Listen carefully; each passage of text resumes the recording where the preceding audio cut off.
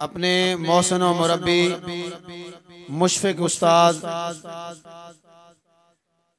शेख मोहम्मद ज़फ़रुल्लाह रहमहुल्लाह जामिया अबी बकर अल इस्लामिया जो हमारे मादर इल्मी कराची में उनके फर्जंदे अर्जुमंद शेख डॉक्टर ज़ियाउर रहमान अल मदनी हाफिज़हुल्लाह को जो उसके मुदीर भी हैं और इस वक्त उलमा के माशाअल्लाह रूए रवां भी हैं। बहुत ज़्यादा खुशी हुई मुझे आज इन्होंने हमें वक़्त दिया और तशरीफ़ लाए, तो बिला ताख़ीर आपके सामने मुखातिब होते हैं।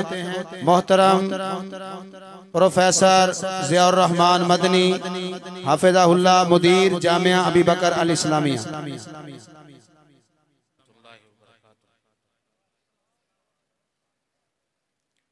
बिस्मिल्लाह वस्सलातु वस्सलामु अला रसूलिल्लाह अम्मा बाद फ़अऊज़ु बिल्लाहि मिनश शैतानिर रजीम बिस्मिल्लाहिर रहमानिर रहीम क़ाल तआला आमनर रसूल बिमा उन्ज़िला इलैहि मिर रब्बिहि वल मुमिनून व क़ाल नबी सल्लल्लाहु अलैहि वसल्लम अन तु'मिन बिल्लाह व मलाइकतिही व कुतुबिही व रुसुलिही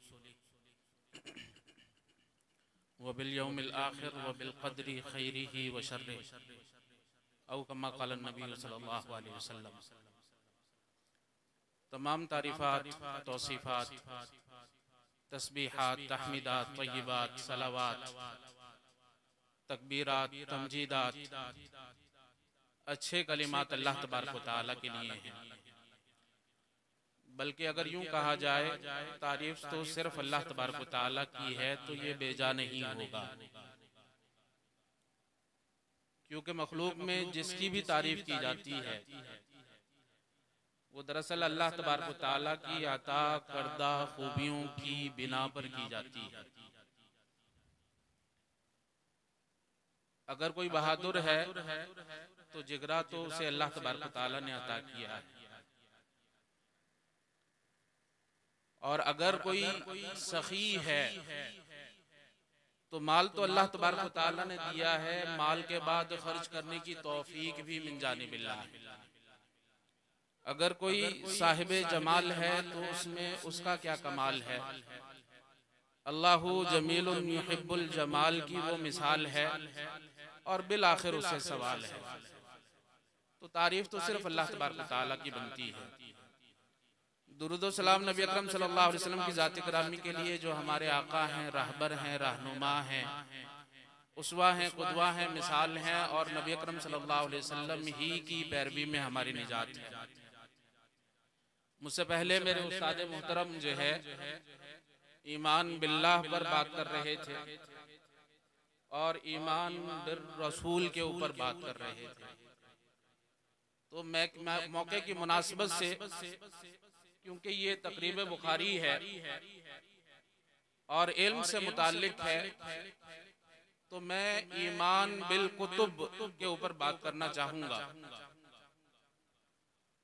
अल्लाह तबारक व तआला के नबी मोहम्मद अरबी सल्लल्लाहु अलैहि वसल्लम के पास जिब्राइल अलैहिस्सलाम तशरीफ लाते हैं, और जिब्राइल अलैहिस्सलाम नबी अकरम सल्लल्लाहु अलैहि वसल्लम से मुख्तलिफ सवाल करते हैं। नबी अकरम सल्लल्लाहु अलैहि वसल्लम उन सवालों का जवाब जो है देते हैं। फिर हज़रत जिब्राइल अलैहिस्सलाम ये कहते हैं सदक़ता, नबी अकरम सल्लल्लाहु अलैहि वसल्लम जो आप कह रहे हैं आपकी बात बिल्कुल सच्ची है, आप बिल्कुल सही फरमा रहे हैं, आपने जवाब जो दिया है वो बिल्कुल दुरुस्त है। तो सहाबा इकराम कहते हैं फ़अजिबना लहू यसअलुहु व युसद्दिक़ुहु, हमें बड़ा ताज्जुब हुआ कि ये शख्स पहले सवाल करता है और फिर उसकी तस्दीक करता है। ये तो बाद में नबी अकरम सल्लल्लाहु अलैहि वसल्लम ने बताया कि जिब्राइल अलैहिस्सलाम थे और आपको दीन सिखलाने के लिए आए थे। तो इसमें मुख्तलिफ सवाल नबी अकरम सल्लल्लाहु अलैहि वसल्लम से किए गए। पहला सवाल ये था कि हमें इस्लाम के बारे में बताइए। नबी अकरम सल्लल्लाहु अलैहि वसल्लम ने 5 अरकान इस्लाम के बता दिए। फिर उसके बाद पूछा कि ईमान के मुतालिक बताइए। तो नबी अकरम सल्लल्लाहु अलैहि वसल्लम ने 6 रुकन जो है वो बता दिए। अब हमारे यहाँ इस्लाम और ईमान में जो है वो फर्क किया जाता है। जब भी ये कलिमात कहीं पर जमा हो जाते हैं तो ईमान जो है ये ऊपर का दर्जा है और इस्लाम उससे निचला दर्जा है। समझने के लिए ये बात समझ लीजिए कि अल्लाह तबारक व तआला ने जो वादा किया है दुनिया में सर बुलंद होने का, वो मुमिनीन से किया है, मुसलमानों से नहीं किया। देहाती लोग नबी अकरम सल्लल्लाहु अलैहि वसल्लम के पास आकर दावा किया करते थे कि हम ईमान ले आए। तो नबी अकरम सल्लल्लाहु अलैहि वसल्लम को कहा गया कि इनको कहा जाए कि आप ईमान नहीं लाए, बल्कि ये कहो कि हम मुसलमान। तो इस्लाम जो है वो एक नीचे वाला दर्जा है, मोमिन होना ऊपर वाला दर्जा है। तो यहाँ पर हमें जो है किताबुल्लाह और सुन्नत रसूलुल्लाह सल्लल्लाहु अलैहि वसल्लम की तशरीह करते हुए बसा औकात आसान बातों की बजाय और मुश्किल में डाल दिया जाता है। कहा जाता है कि ईमान मुजमल भी है और ईमान मुफस्सल भी है। और यहाँ पर पूछा जाए ईमान मुजमल किसे कहा जाता है, ईमान मुफस्सल किसे कहा जाता है, किसी की समझ में कोई नहीं आएगा और वो जवाब नहीं दे सकेगा, गालिबन जवाब नहीं दे सकेगा। तो ये वही के ऊपर ईमान लाना या किताबों के ऊपर ईमान लाना, इसका मतलब क्या है और किस तरह हम ईमान ला सकते हैं, सिर्फ और सिर्फ इस बात को वाज़ेह करेंगे। इंशाअल्लाह दूसरे जो भी अरकान ईमान है उसका भी समझ में आ जाएगा कि किस तरह ईमान लाना।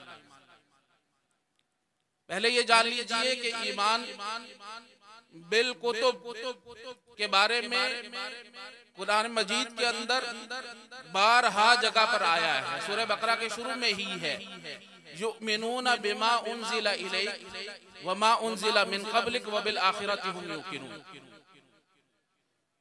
कि ये ईमान लाते हैं जो नबी अकरम सल्लल्लाहु अलैहि वसल्लम आपके ऊपर नाजिल किया गया है और आपसे पहले जो नाजिल किया गया है, और आखिरत के ऊपर यकीन रखते हैं। ये वही के बारे में जान लीजिए कि ये मिन जानिबिल्लाह होती है, इसमें किसी भी मखलूक का कोई दखल नहीं होता।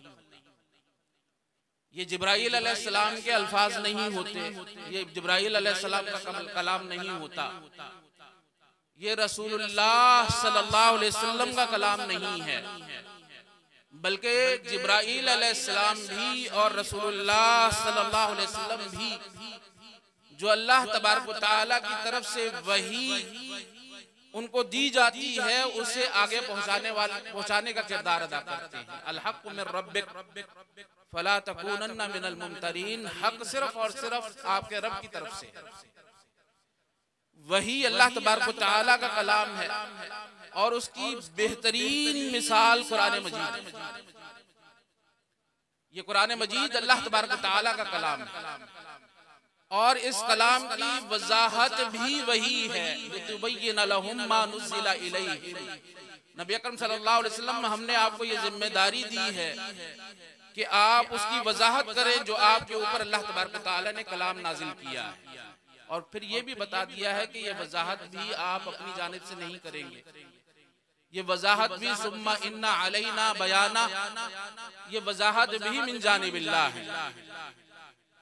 तो खा किताबुल्लाह हो खा सुन्नत रसूलुल्लाह सल्लल्लाहु अलैहि वसल्लम हो, ये दोनों अल्लाह तबारक व तआला की तरफ से वही है और इनके ऊपर ईमान लाना जरूरी है।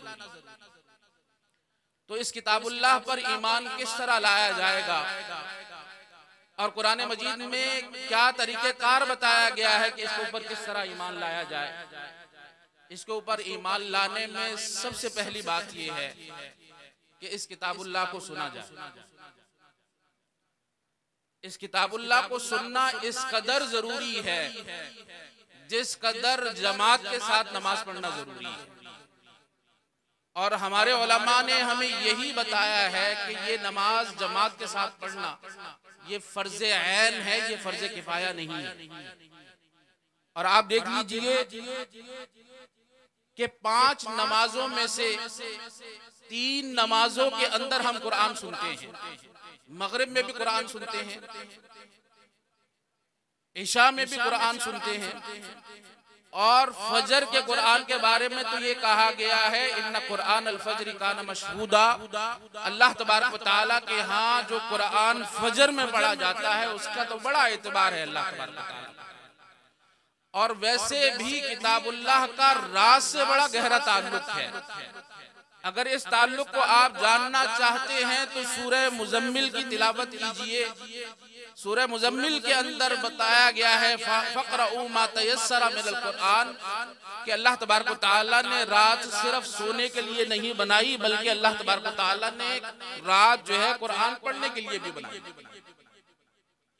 तो ये 3 नमाजें हैं, इन 3 नमाजों के अंदर कुरान सुनने का हुक्म दिया गया है।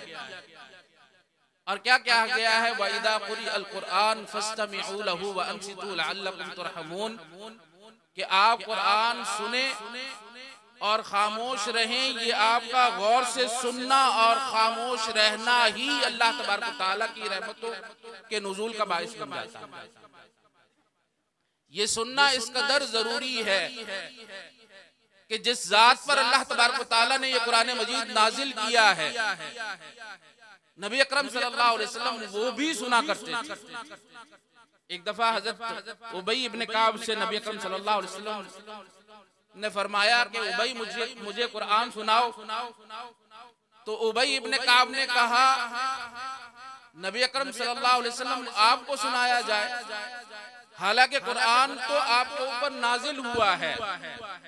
नबी अकरम सल्लल्लाहु अलैहि वसल्लम ने कहा हक़दा अमरनी रब्बी, ए उबई इसी तरह मेरे रब का हुक्म हुआ है कि उबई से कुरान सुना जाए। हजरत उबई इब्ने काब कहते हैं असम्मानी रब्बी, नबी अकरम सल्लल्लाहु अलैहि वसल्लम मेरा अल्लाह तबारक व तआला ने नाम लिया है। कहा हाँ तुम्हारा नाम लिया है। हदीस में आता है कि उबई इब्ने काब खुशी से जो है वो रोने लग गए। और ये मामूली बात नहीं है, मेरा जिक्र मुझसे बेहतर है जो आपकी महफिल में है। ये किस कदर खुशनसीबी की बात है कि उबई इब्ने काब जो है चलते फिरते मदीना के अंदर है, उनका तज़किरा जो है रब्बे ताला बारी ताला अर्श पर करते हैं, और अर्श पर करते हैं सिर्फ और सिर्फ कुरान की वजह से। तो ये सुनना इस कदर जरूरी है। नबी अकरम सल्लल्लाहु अलैहि वसल्लम ने अबू मूसा अशअरी का कुरान सुना, कहा इसे तो वही सोच दिया गया है जो अल्लाह तबारक व तआला ने दाऊद अलैहिस्सलाम को दिया। हजरत अब्दुल्ला बिन मसऊद से कहा मुझे कुरान सुनाओ। हजरत अब्दुल्ला बिन मसऊद 2 जानू होकर नबी अकरम सल्लल्लाहु अलैहि वसल्लम के सामने सर झुकाकर कुरान जो है वो पढ़ने लग गए। कानों में ये सदा पड़ी कि हस्बुक, ए अब्दुल्ला बिन मसऊद ये काफी है। और जब नजरें उठाई अब्दुल्ला बिन मसऊद ने तो नबी अकरम सल्लल्लाहु अलैहि वसल्लम की आंखों में झड़ी लगी हुई थी, आंखें बरस रही। फ़इदा ऐनाहु तज़रिफ़ान, तो जब साहिब कुरान सुन रहा है तो हमारे लिए ये सुनना किस कदर जरूरी है।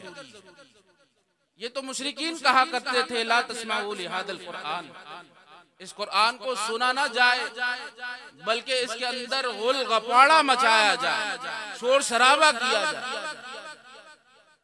सुनना इस कदर जरूरी है। और फिर पढ़ना जरूरी है, याद करना जरूरी है।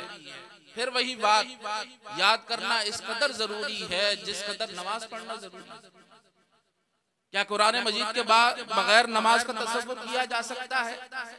बल्कि पहली वही ही ये उतरी है, इक़रा बिस्मि रब्बिकल लज़ी खलक़। और सहाबा इकराम जो है किस कदर तालीम कुरान का एहतमाम किया करते थे। बल्कि सहाबा इकराम में मोतबर उसे ही उसी कदर समझा जाता था जिस कदर उसे कुरान याद होता। कुरान मजीद के याद करने की इस कदर फजीलत थी कि मार्का हुआ, मार्के होने के बाद जो जायद माले गनीमत है वह हजरत उमर से कहा गया इसका क्या करें। कहा जिसको जिस कदर कुरान मजीद याद है उस कदर उसमें तकसीम कर दिया जाए। ये उस वक्त जिहाद थी। हजरत उमर बिन खत्ताब जो है वो मक्का में पहुंचते हैं, सारे गवर्नर्स की मीटिंग होती है। मीटिंग होने के दौरान हजरत उमर ये पूछते हैं एक एक गवर्नर से कि आपने अपने पीछे किसको गवर्नर बनाकर आए हैं? कहा मौला फुलान इब्ने फुलान, आजाद करदा गुलाम फुलान इब्ने फुलान। दूसरे से पूछा, उसने कहा मौला फुलान इब्ने फुलान। तीसरे से पूछा, कहा मौला फुलान इब्ने फुलान। चौथे से पूछा, कहा मौला फुलान इब्ने फुलान। हजरत उमर ने कहा तुम्हें ये गुलामों के अलावा कोई आजाद बंदा नहीं मिला जिसे आप ये जिम्मेदारी देकर आते गवर्नरी की? कहा किस तरह दूसरे को ये गवर्नरी दी जाती? सबसे ज्यादा कुरान याद ही इन लोगों को है। इन्नल्लाह यरफउ बिहादल किताबि अक़वामन व यदउ बिही अल आखरीन।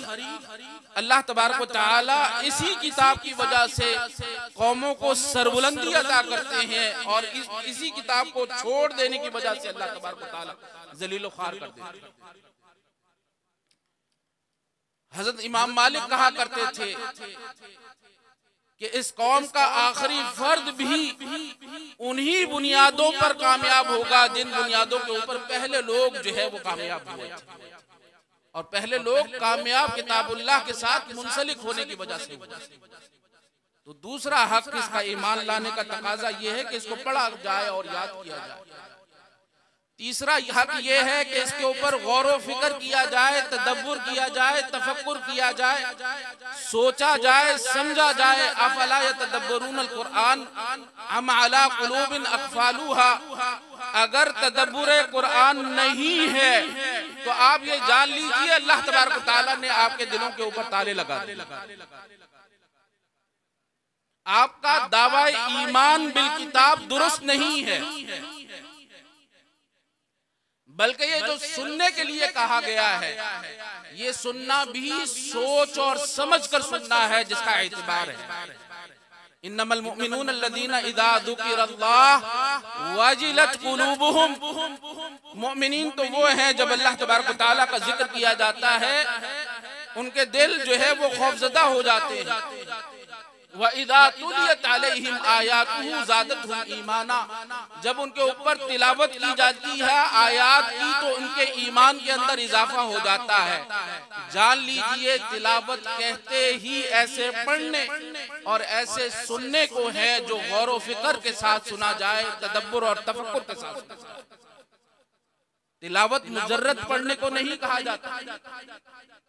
यतलूनहु हक़्क़ तिलावतिही उलाइका युमिनून बिही। जो इसे पढ़ते हैं उसकी तिलावत करते हैं जिस तरह तिलावत करने का हक है, यही लोग इसके ऊपर ईमान लाते हैं। यही लोग इसके ऊपर ईमान लाते हैं। ये तीसरा। चौथा हक है कि जो जुबान पर आ रहा है उसको अमली जामा पहनाया जाए। हजरत आयशा रज़ियल्लाहु ताला अन्हा से पूछा गया नबी अकरम सल्लल्लाहु अलैहि वसल्लम का अखलाक क्या था? कहा नबी अकरम सल्लल्लाहु अलैहि वसल्लम का सोना, जागना, उठना, बैठना, चलना फिरना, रब के साथ मामलात करना, मुसलमानों के साथ मामलात करना, रिश्तेदारों के साथ मामलात करना, अपने घर वालों के साथ मामलात करना, मुनाफिकीन के साथ मुलामलात करना, कुफार के साथ मामलात करना, जानवरों के साथ मामलात करना। नबी अकरम सल्लल्लाहु अलैहि वसल्लम मुजस्सम कुरान थे। अगर चलता फिरता आप कुरान देखने चाहते हैं तो नबी अकरम सल्लल्लाहु अलैहि वसल्लम की ज़ात ग्रामी को देखिए। या अय्युहल्लज़ीना आमनू लिमा तक़ूलूना मा ला तफ़अलून कबुरा मक़तन इंदल्लाहि अन तक़ूलू मा ला तफ़अलून। अल्लाह तबारक व तआला के यहाँ ये बड़ी बात है कि इंसान की जुबान पर कुछ और हो, किरदार उसका कुछ और। ये ईमान का चौथा तकाजा ये है किताब के ऊपर ईमान लाने का कि उसके ऊपर अमल किया जाए। और पांचवा तकाजा ये है कि जो आपने हासिल कर लिया है उसको आगे तक पहुंचाया जाए। नबी अकरम सल्लल्लाहु अलैहि वसल्लम की हदीस है, बल्लिगू अन्नी वलौ आया। नबी अकरम सल्लल्लाहु अलैहि वसल्लम की हदीस है, खैरुकुम मन तअल्लमल कुरआन व अल्लमा। ये है किताब के ऊपर ईमान लाने के तकाजे। अगर इसके अंदर कोई कमी और कोताही है तो वो कमी और कोताही आपको दुनिया में भी नाकामो नामुराद कर रही है और आखिरत में भी फैसले होने हैं सिर्फ इसी बिना पर होने हैं। दुनिया में तो कहा गया है, ज़ुरिबत अलैहिमुद्दिल्लाह वल मस्कना व बाउ बिग़ज़बिन मिनल्लाह ज़ालिका बिअन्नहुम कानू यकफुरून बिआयातिल्लाह।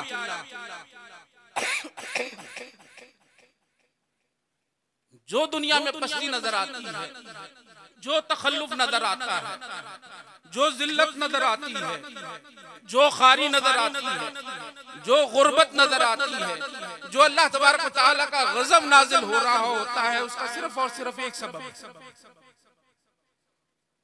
कानू यकफुरून बिआयातिल्लाह, कि अल्लाह तबारक व तआला की आयतों के साथ कुफ्र किया जाता है। और ये कुफ्र कौली भी होता है और ये कुफ्र अमली भी होता है।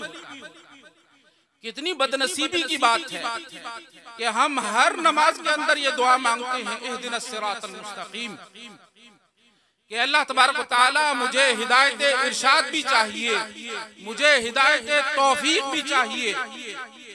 हिदायत इरशाद क्या है? हिदायत इरशाद इल्म है। हिदायत तौफीक क्या है? हिदायत तौफीक अमल है। अगर इल्म व अमल होगा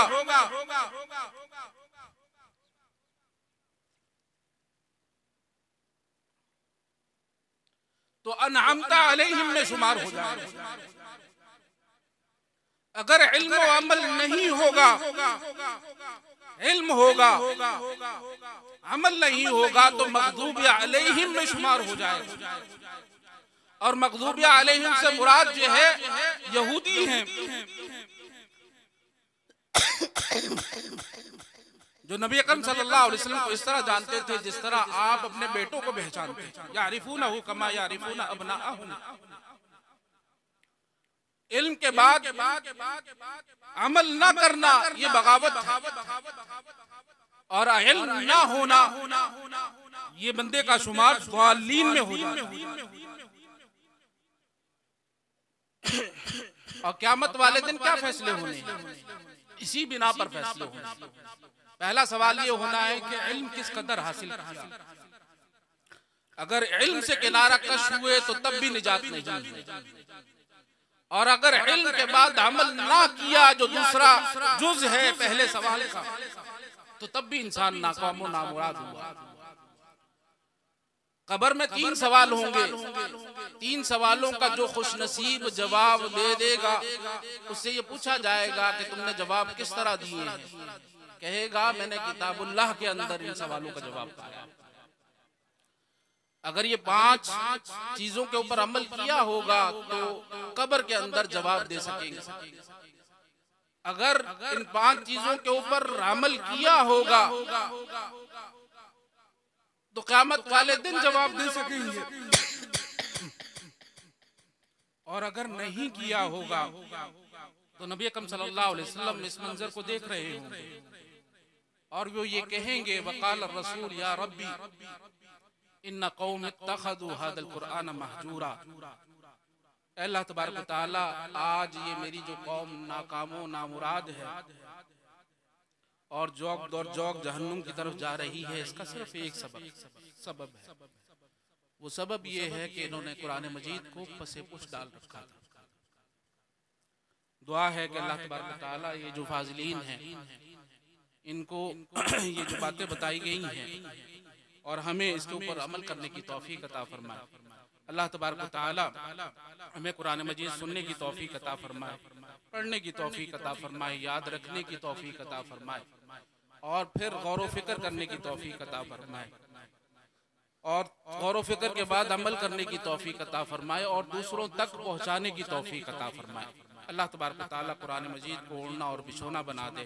मैं तमाम जो है वो तलबा को बहुत ज़्यादा मुबारकबाद देता हूँ और इस इदारे को भी मुबारकबाद देता हूँ। अल्लाह तबारक व तआला इस इदारे को बाबरकत बनाए और जो भी मुंतज़िमीन हैं उन्हें जज़ाए खैर अता फरमाए। जो भी मोहसिनीन ताउन फरमा रहे हैं अल्लाह तबारक व तआला उनके ताउन को मकबूल व मंजूर फरमाए और जो हाज़रीन हैं अल्लाह तबारक व तआला उन्हें जज़ाए खैर अता फरमाए। व आखिर दावाना अनिल हम्दुलिल्लाहि रब्बिल आलमीन।